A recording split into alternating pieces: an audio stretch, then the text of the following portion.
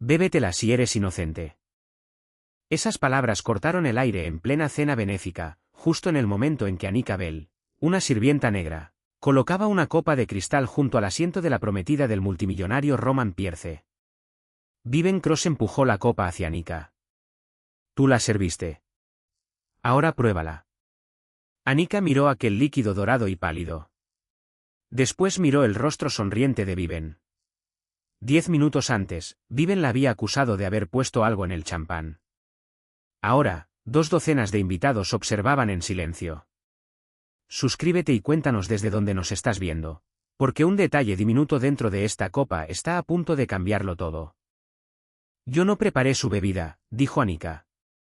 Usted la llevó hasta la mesa. Fue el barman quien la sirvió. Viven se echó hacia atrás. Entonces demuestra que no me envenenaste. Roman se puso de pie en la cabecera de la mesa. Ya es suficiente. Viven le tocó la manga del saco. Si es inocente, ¿por qué tiene miedo? Pero Anika no tenía miedo de la copa. Tenía la mirada fija en la condensación. Debajo de la copa de Viven había un cerco de humedad. La copa de Roman, junto a la de ella, estaba completamente seca. Aquello no tenía sentido, ambas se habían servido de la misma botella fría. A menos que alguien hubiera cambiado una de las dos. Anika extendió la mano y tomó la copa de Roman. La sonrisa de Viven desapareció. ¿Qué haces? Anika intercambió las 2 copas sobre la mesa. Si la tuya es segura, no le importará beber la de él. Viven se levantó de un salto. No la toques. La sala entera se quedó paralizada. Roman la miró fijamente. Tú misma le dijiste a Anika que bebiera de la tuya. Esto es diferente. ¿Por qué? Viven lanzó una mirada rápida hacia el barman. El joven parecía aterrado. Anika lo notó. Tomó la copa original de Viven, pero no bebió. En su lugar, la alzó bajo la luz del candelabro. Una película azulada, casi invisible, se pegaba al borde del cristal. Alguien recubrió esta copa antes de llenarla, dijo Anika. Está inventando cosas, soltó Viven. Anika se volvió hacia el barman. ¿De dónde salió esta copa? El joven tragó saliva. La señorita Cross me la entregó ella misma. Viven golpeó la mesa con la palma de la mano. Está mintiendo. La voz de Roman se endureció. ¿Por qué le entregaste tú misma tu copa? Quería la de borde dorado. Anika miró alrededor. Todas las copas de la mesa tenían el mismo borde dorado. Llamen a seguridad, ordenó Viven mientras se levantaba. Me estás humillando por un truco de sirvienta. No, dijo Roman. Estoy deteniendo la cena porque tú entraste en pánico cuando ella cambió las copas. Llegó el equipo de seguridad. Anika colocó ambas copas sobre una bandeja. Que nadie las lave. Viven se giró hacia ella con furia. ¿Te crees inteligente porque trabajaste un semestre en un laboratorio? Anika se quedó inmóvil. Nadie en aquella casa conocía ese dato. Roman la miró, desconcertado. Estudiaste química, seguridad alimentaria y toxicología básica hace años. ¿Cómo lo sabe Viven? Yo nunca se lo dije. Viven se recompuso rápido. Estaba en su expediente laboral. No, respondió Anika. Mi solicitud solo menciona trabajo doméstico. Roman se volvió hacia el jefe de la casa. ¿Es eso cierto? Sí, señor. El corazón de Anika latió más rápido. Solo había un lugar más donde constaban sus antiguos estudios. Una denuncia sellada que ella misma había presentado contra Jan Catherine, 3 años atrás, cuando varios trabajadores se enfermaron. Aquella denuncia desapareció antes de que llegaran los inspectores. Anika había entrado a trabajar en la mansión Pierce porque Jan Catherine había sido la empresa encargada del compromiso de Roman y Viven. Roman la miró fijamente. Viniste aquí por algo. Viven sonrió con desprecio. Pregúntale a tu preciosa sirvienta por qué trabaja realmente aquí. Anika sacó una fotografía doblada de su delantal. Mostraba a 6 trabajadores de cocina frente a Jan Catherine. En el centro estaba su hermana mayor, Tessa. Tessa se había desplomado tras una cena privada, 3 años atrás. Otros 4 también enfermaron, dijo Anika. Roman reconoció el edificio detrás de ellos. Esa fue una cena de inversionistas de mi empresa. Sí, contestó Anika. Mi hermana dijo que alguien estaba probando un conservante químico en las bebidas. La denuncia desapareció. Roman miró a Viven. Tu familia era dueña de Jan. Lo corrigió ella. La vendimos. 2 meses después del incidente, añadió Anika. Seguridad regresó con un kit de pruebas del consultorio de la propiedad. El paramédico sumergió una tira reactiva en la copa de Viven. El indicador se tiñó de morado. ¿Qué significa eso?, preguntó Roman. Un compuesto sedante, dijo el paramédico. Lo bastante fuerte como para causar confusión y colapso. Varios invitados se pusieron de pie. Viven señaló a Anika. Ella lo puso ahí. Si yo lo puse ahí, respondió Anika, ¿por qué me detuviste cuando cambié las copas? Viven no supo qué responder. Roman ordenó registrar la barra. El barman echó a correr. Un guardia lo atrapó en el pasillo de servicio. Un frasco pequeño cayó de su chaqueta. La etiqueta había sido raspada, pero quedaban 3 letras, HLC. ¿Quién? El joven barman rompió a llorar. Ella me dijo que nadie saldría lastimado. Roman se acercó. ¿Quién? El barman miró directamente a Viven. Pero luego negó con la cabeza. Ella no. Todos se giraron. El joven señaló hacia el balcón. Ahí estaba Eleanor Pierce, la madre de Roman, sosteniéndose de la baranda. No asistía a una cena familiar desde hacía 6 meses. La señora Pierce me dio el frasco, susurró el barman. Roman miró hacia arriba, hacia su madre. Anika observó otra vez la película azulada dentro de la copa. Algo seguía sin encajar. Entonces Eleanor se llevó un dedo a los labios y, en silencio, articuló 2 palabras, no es veneno. Anika volvió a mirar la tira reactiva. El color morado no solo indicaba sedantes. En su antiguo laboratorio, esa misma reacción aparecía con cierto disolvente de limpieza, uno usado para borrar huellas dactilares del cristal. Nadie había preparado la bebida de Viven para envenenarla. La habían preparado para que nadie pudiera probar quién había tocado la copa. Roman se giró hacia su madre. ¿Por qué le diste el frasco? Eleanor levantó lentamente la otra mano.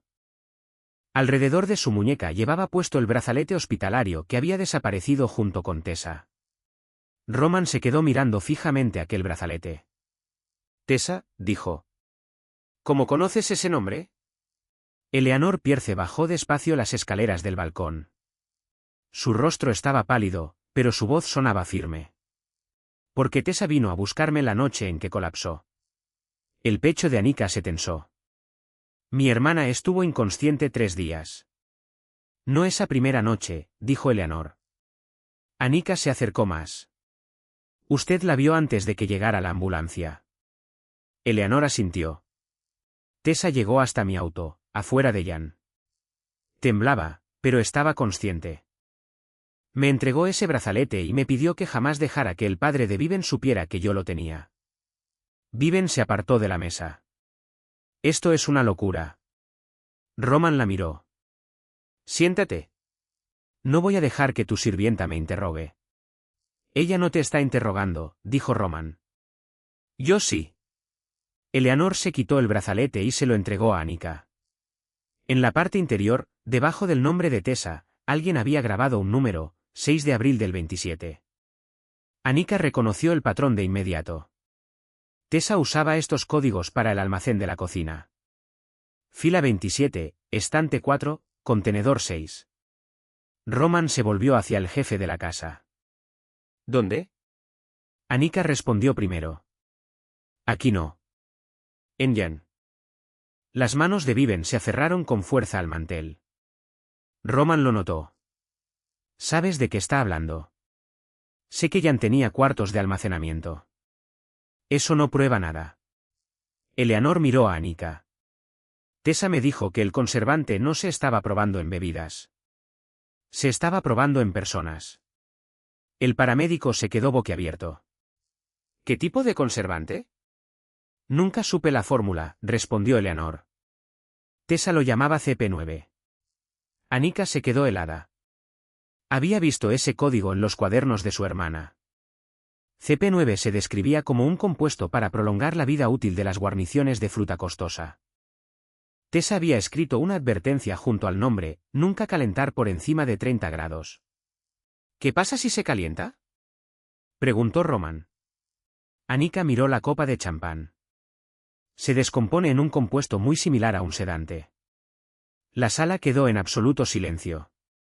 Entonces la copa de esta noche, dijo Roman, pudo haber sido diseñada para simular un envenenamiento sin usar veneno de verdad. Sí. Y si el borde fue limpiado con disolvente, quien la manipuló podía desaparecer de toda evidencia. Viven soltó una risa seca. Están construyendo una conspiración alrededor de una copa sucia. Anika la ignoró. ¿Por qué le dio Tessa el brazalete a usted? Eleanor miró hacia las ventanas. Porque creía que alguien dentro de mi familia estaba financiando las pruebas. El rostro de Roman se endureció. Mi familia. Pierce Capital invirtió en la división de tecnología alimentaria de Jan. Negó con la cabeza. Yo nunca aprobé experimentos con personas. Tenías 26 años y vivías en Londres. Tu padre controlaba la junta directiva. El padre de Roman había muerto 5 años atrás. Viven se inclinó hacia adelante. Ahí lo tienen. Otro muerto que no puede defenderse. Eleanor se volvió hacia ella con dureza. Tu padre no está muerto. Viven se quedó helada. Roman miró a una y a otra. Malcolm Cross murió en un accidente de bote. Nunca se recuperó el cuerpo. Anika sintió que el patrón empezaba a tomar forma, cuerpos que nunca aparecían, denuncias que desaparecían, empresas vendidas, empleados culpados por enfermar. Eleanor continuó. Malcolm y el padre de Roman crearon un programa de investigación privado. Jan ponía las cocinas. Pierce Capital ponía el dinero. Expusieron a los trabajadores sin su consentimiento, porque sus historiales médicos eran fáciles de manipular. Viven se levantó de nuevo. Está mintiendo. Eleanor sacó una fotografía antigua de su bolso. Mostraba a Malcolm Cross, al padre de Roman y a Tessa, de pie en una cocina de laboratorio. Detrás de ellos, un pizarrón blanco decía, Grupo de Respuesta CP9. El color desapareció del rostro de Viven. Esa foto es falsa. Anika se acercó a mirarla. Tessa llevaba puesto el mismo brazalete de dijes que después le entregaría a Eleanor. Sobre la mesa, junto a ella, había 6 copas numeradas. Un número estaba encerrado en un círculo, 6 de abril del 27. Roman se volvió hacia seguridad. Vamos a Jan. Viven se interpuso. No pueden entrar por la fuerza a una propiedad que no les pertenece. Roman la miró. Dijiste que tu familia la vendió. ¿Así fue? ¿A quién? Viven dudó. Anika ya sabía que esa respuesta importaría. Roman buscó en el registro público desde su teléfono. Jan Catherine había sido vendida a Blue Meridian Foods. La directora registrada de Blue Meridian era Eleanor Pierce. Roman se quedó mirando a su madre. Tú compraste la empresa. Compré el edificio. No el negocio. ¿Por qué? Para impedir que Malcolm destruyera los cuartos de almacenamiento. Viven soltó una risa amarga. Entonces admites haber ocultado evidencia durante años. Admito haber tenido miedo. La ira de Anika creció. Usted sabía que mi hermana decía la verdad y se quedó callada. Eleanor la miró de frente. Sí. ¿Por qué? Porque Malcolm me envió fotografías de Roman durmiendo en su departamento. Me dijo que si yo hablaba, mi hijo se convertiría en otro accidente médico. El rostro de Roman reflejó más dolor que enojo. Dejaste que todos creyeran que Tessa estaba desequilibrada. Dejé que todos lo creyeran. Anika apretó el brazalete en su puño. Mi hermana perdió su carrera. Perdió a sus amigos. Dejó de confiar en los médicos. Lo sé. No. Usted sabe lo que hizo. Eso es diferente. Eleanor aceptó aquellas palabras en silencio. Roman ordenó que prepararan los autos. El barman, todavía llorando, sujetó la manga de Anika. ¿Necesita saber algo? Ella se volteó. Yo no puse nada en la bebida. ¿Qué hiciste entonces? Me pidieron cambiar 2 copas. ¿Cuáles 2? La de la señorita Cross y la del señor Pierce. Roman miró a Viven. El barman continuó. La señora Pierce me dio el frasco de limpieza y me dijo, limpia bien la copa de reemplazo antes de servirla. Dijo que, si alguien revisaba huellas, nada debía llevar de vuelta hasta ella. Eleanor asintió. ¿Lo hice? ¿Por qué? Preguntó Roman. Porque necesitaba que Viven reaccionara. La sala entera cambió de ambiente. Anika fue la primera en entender. Usted sabía que ella entraría en pánico si se cambiaban las copas. Eleanor la miró. Sí. El rostro de Roman se endureció. Usaste a Anika como carnada. Yo no sabía que Viven la acusaría a ella. Usted creó la situación. Eleanor bajó la mirada, avergonzada. Necesitaba pruebas de que Viven sabía cuál copa importaba. Anika recordó el instante con total claridad. Viven no había entrado en pánico cuando Anika tocó su copa. Entró en pánico cuando Anika la intercambió con la de Roman. Anika se volvió hacia el barman. ¿La copa original de Roman estaba tratada? No, respondió Eleanor. No contenía nada. Ese era el punto. Roman frunció el ceño. Entonces, ¿por qué le importaría a Viven? Porque ella creía que tu copa contenía CP9. Viven retrocedió, alejándose de la mesa. Roman la miró fijamente. ¿Creíste que yo iba a beberla? La voz de Viven se quebró. No.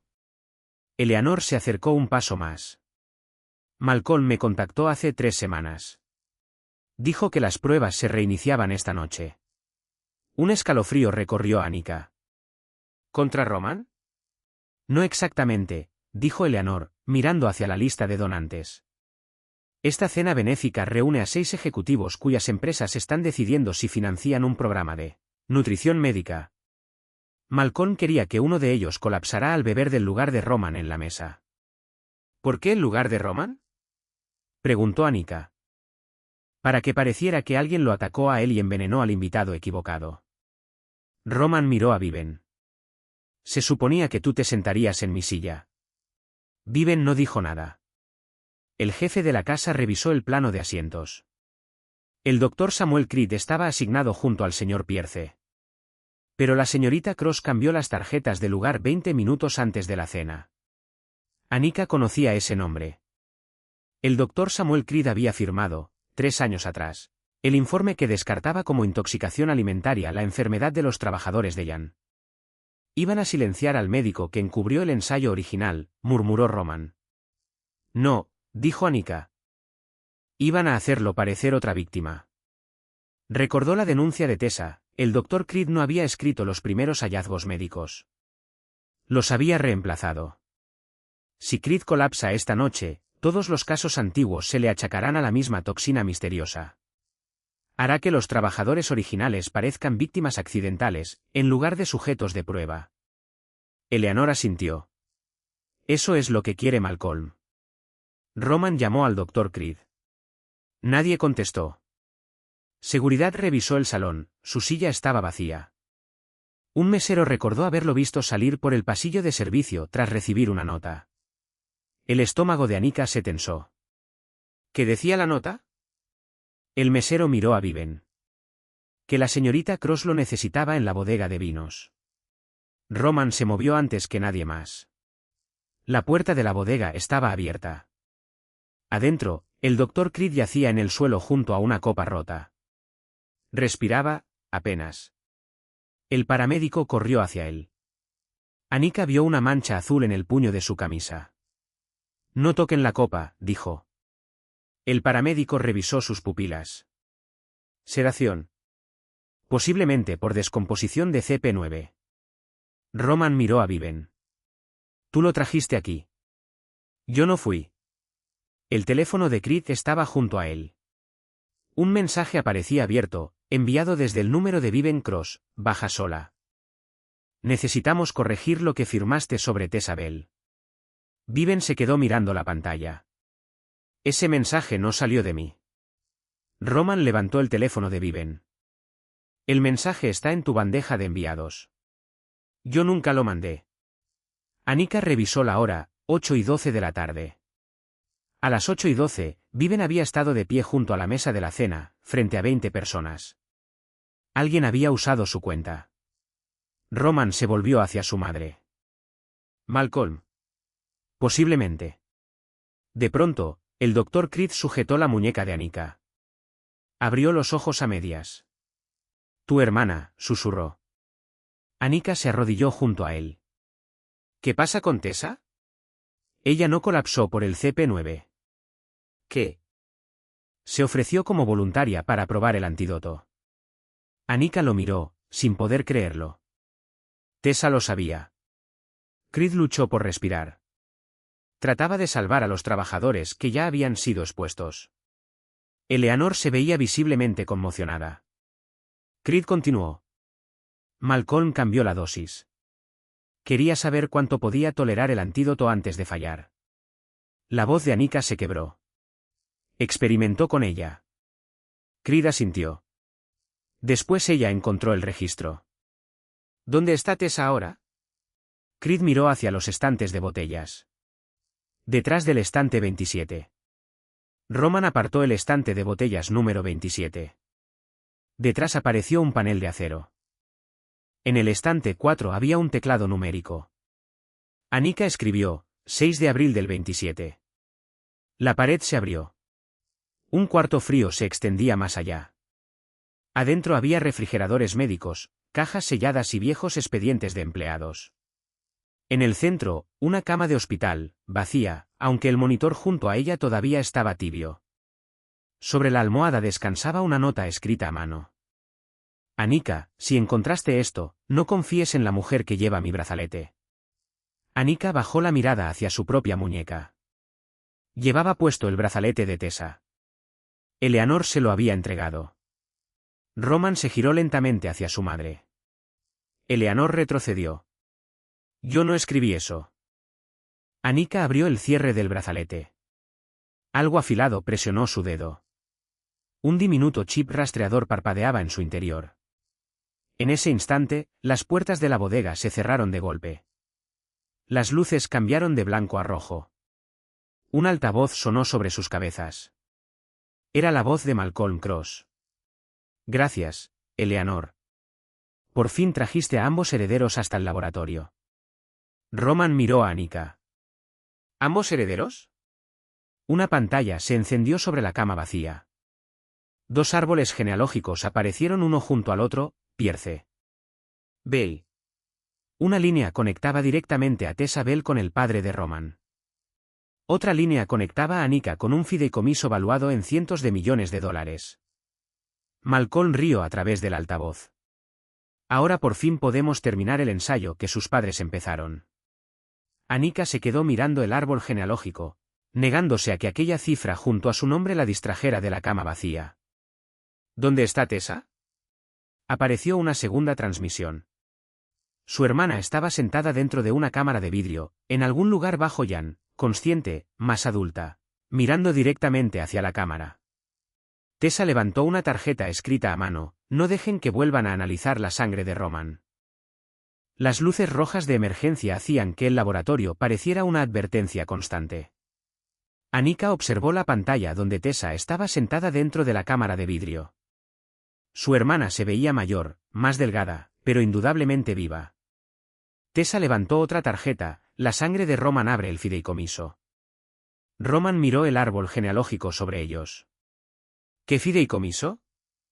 La voz de Malcolm respondió por los altavoces. El fideicomiso de recuperación Pierre Bell, creado después de las primeras muertes por CP9. Tu padre y Tessa descubrieron que los trabajadores habían sido expuestos, así que crearon un fondo de compensación que ninguna de las dos familias podía controlar por sí sola.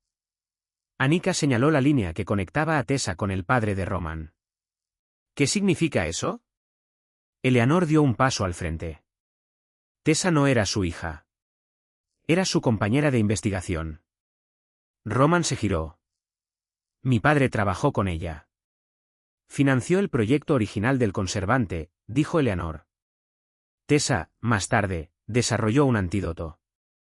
Cuando descubrió que los trabajadores estaban siendo expuestos sin su consentimiento, se volvió en contra de él. Entonces, ¿por qué es Anika heredera? Porque Tessa la nombró así. Apareció un vídeo antiguo. Tessa estaba de pie junto al padre de Roman, en una cocina de laboratorio. Si Malcolm sigue probando CP9 en empleados, decía Tessa en el vídeo, Roman Pierce y Anika Bell se convertirán en fideicomisarios conjuntos. Ninguno podrá liberar el fondo de recuperación sin el otro. Leonard Pierce miraba directamente a la cámara. Yo ayudé a crear esto. Si no logro detenerlo, quiero que mi hijo herede esta responsabilidad junto con la empresa. El vídeo terminó.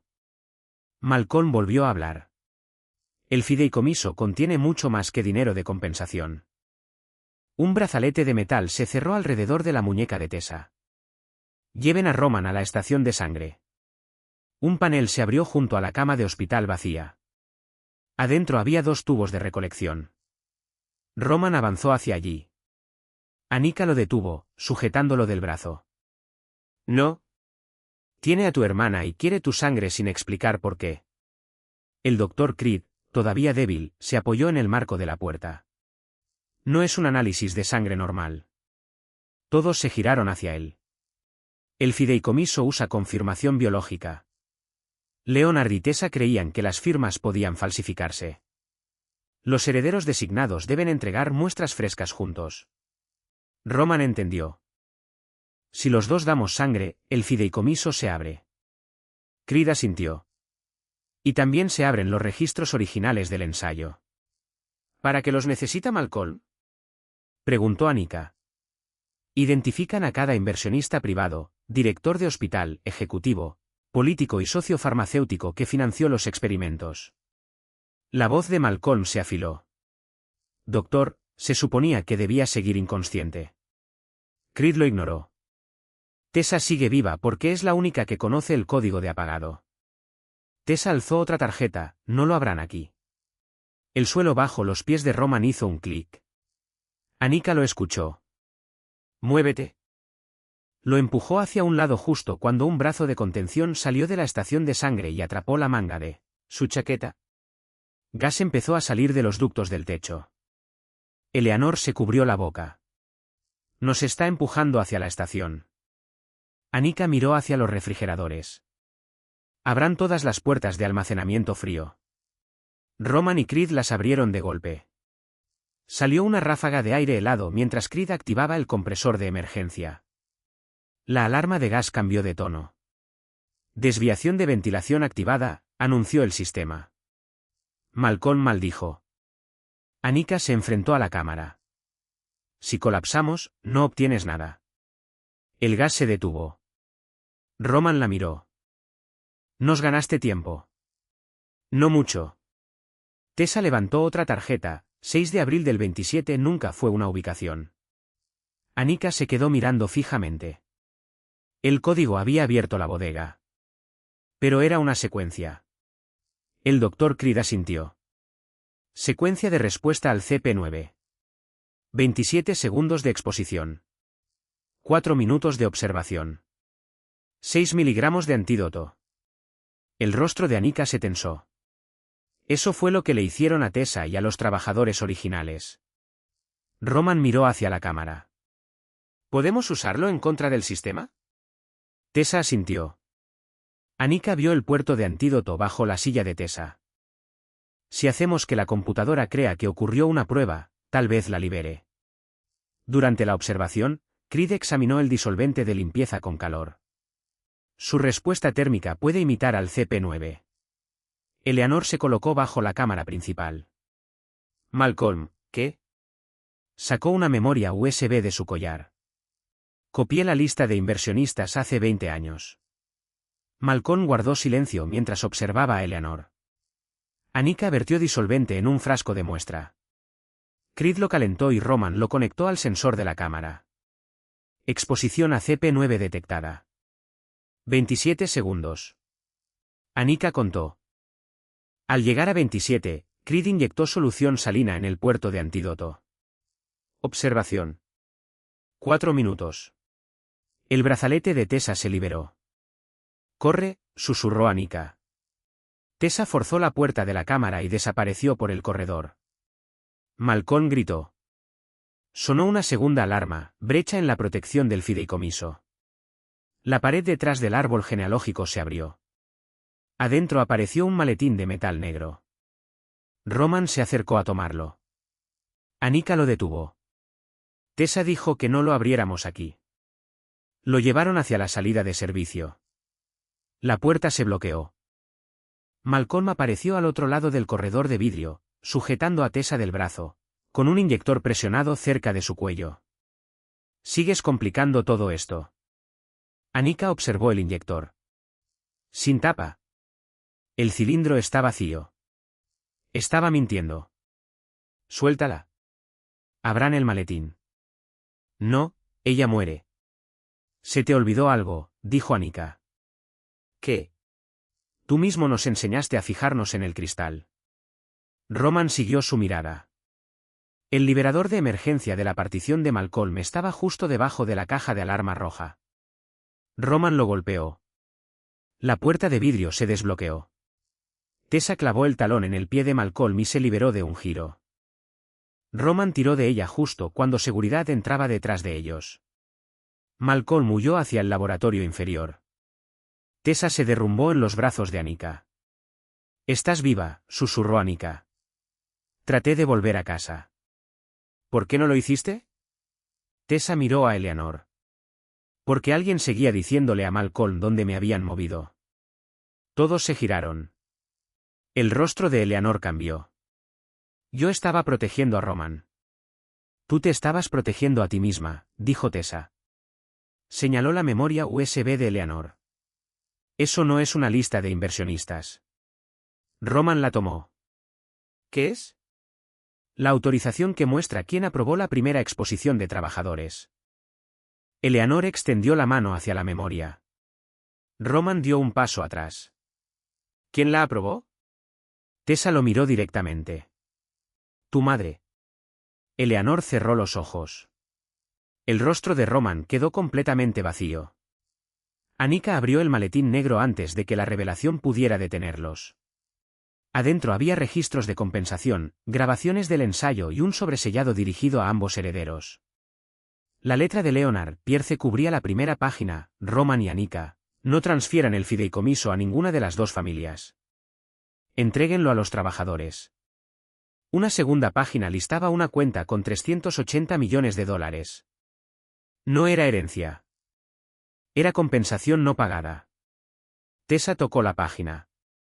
Ese dinero le pertenece a las personas que usaron como conejillos de indias. Un disparo resonó abajo. Seguridad gritó desde la escalera. Malcolm había llegado al almacén de químicos. El Dr. Creed corrió hacia el panel de control. Está abriendo los tanques de CP9. Roman miró el plano del edificio.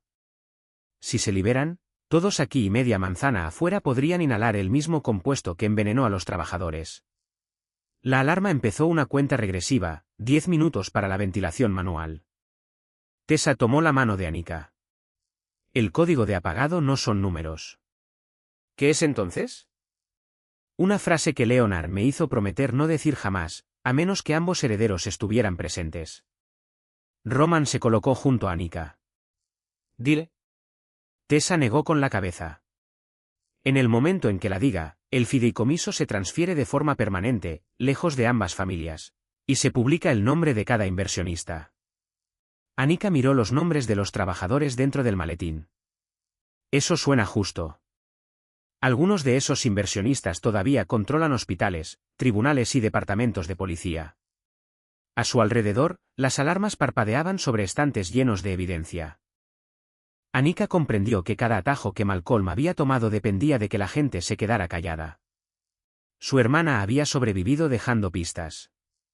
Ahora esas pistas habían llegado a dos personas que el sistema no podía reemplazar. Roman miró hacia la alarma química. 9 minutos. Anika cerró el maletín. Entonces 9 minutos bastan para dejar de preguntarnos qué gente poderosa merece protección. La alarma bajó a 9 minutos. Tessa se colocó entre Roman y Anika, con una mano sobre el maletín.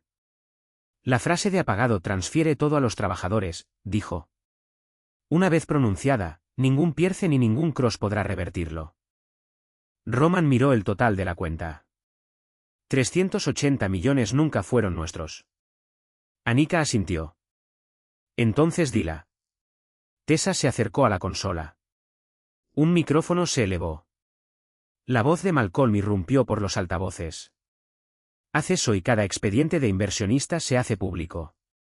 Ese es el punto, dijo Anika. Roman miró hacia el mapa del almacén.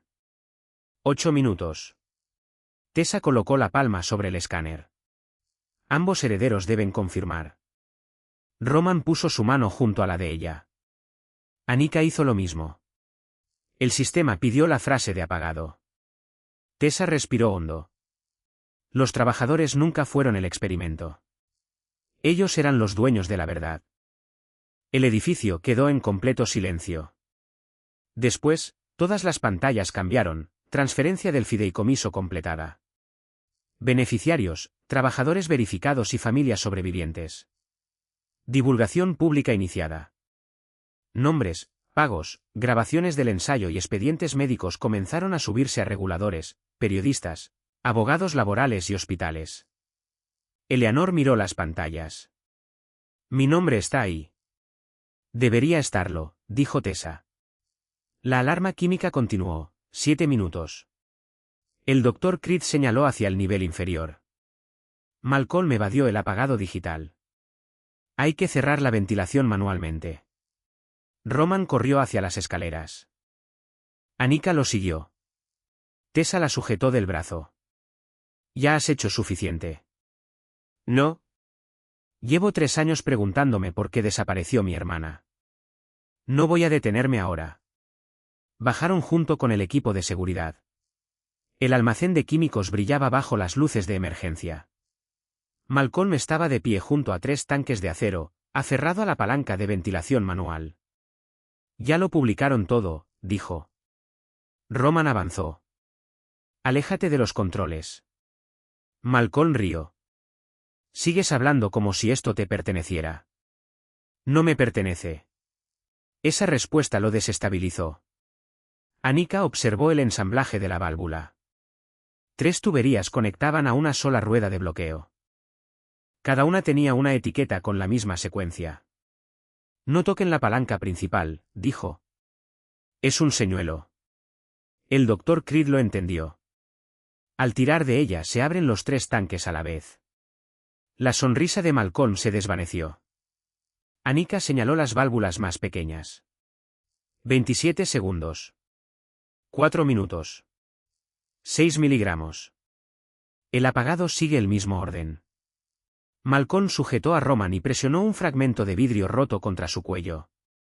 Entonces ella puede apagarlo mientras yo me voy. Roman se quedó inmóvil. No te vas a ir a ninguna parte. Malcolm lo arrastró hacia la salida. Anika se movió hacia la válvula 27. Empieza a contar. Tessa vigiló el cronómetro. Anika abrió la primera válvula durante 27 segundos, luego la cerró. El Dr. Creed activó el segundo regulador. Los 4 minutos comenzaron a correr.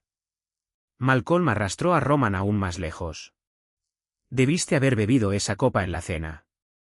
Roman la miró y respondió, Anika la cambió y te dejó expuesto a ti. Al terminar los 4 minutos, Tessa gritó. Ahora. Anika giró el control de 6 miligramos. Los tanques temblaron. La presión de venteo quedó neutralizada. Malcolm miró hacia el medidor. Roman se soltó de un tirón y le arrancó el vidrio de la mano. Los oficiales de seguridad redujeron a Malcolm. La alarma final se detuvo en 41 segundos. No se liberó ningún químico. Afuera, los investigadores llenaron el patio de Jan. El Dr. Creed sobrevivió y admitió haber falsificado los informes originales de los trabajadores bajo amenaza. Eleanor entregó su memoria USB y confesó haber aprobado el primer protocolo de exposición. Ella creía que la dosis era segura y limitada a voluntarios. Cuando descubrió que los trabajadores eran usados sin consentimiento, guardó la evidencia en lugar de exponerse a sí misma. Elegí el miedo antes que a ellos, le dijo Annika. Y pagaron el precio de esa elección. Malcolm Cross fue acusado de intento de homicidio, experimentación humana ilegal, secuestro, fraude, destrucción de evidencia y conspiración. Siguieron más arrestos. Viven fue acusada de obstrucción, conspiración, manipulación de evidencia e intento de incriminar a Annika. Su propio pánico ante el cambio de copas terminó por probar que ella sabía de toda la operación. El fideicomiso de recuperación Pierreville se transfirió de forma permanente a una junta independiente de trabajadores. Cada sobreviviente recibió atención médica, compensación y acceso a los registros originales. Tessa volvió a casa poco a poco. Annika no le pidió que explicara 3 años robados en una sola conversación. Empezaron con desayunos, silencios y una verdad construida sin atajos. Roman renunció a la junta directiva de Pierce Capital durante la investigación. Meses después, el antiguo laboratorio de Jan reabrió como un centro de seguridad alimentaria. En la entrada había 2 copas de cristal conservadas. Una decía acusación. La otra decía evidencia. Roman encontró a Annika parada frente a ellas el día de la inauguración. «Cambiaste todo con solo mover una copa». «No», respondió ella. «Viven lo cambió todo cuando sintió miedo de a dónde la moví yo». Roman sonrió. «Justa corrección». Annika miró hacia donde Tessa conversaba con antiguos trabajadores. Durante años, la gente poderosa había dependido de una sola idea, que las sirvientas, los barmans, los trabajadores de cocina y los empleados heridos estarían demasiado asustados para cuestionar lo que les entregaban. Viven había dicho, bébetela si eres inocente. Annika nunca bebió. Cambió las copas. Y por primera vez, quienes habían creado el veneno se vieron obligados a probar la verdad. Fin.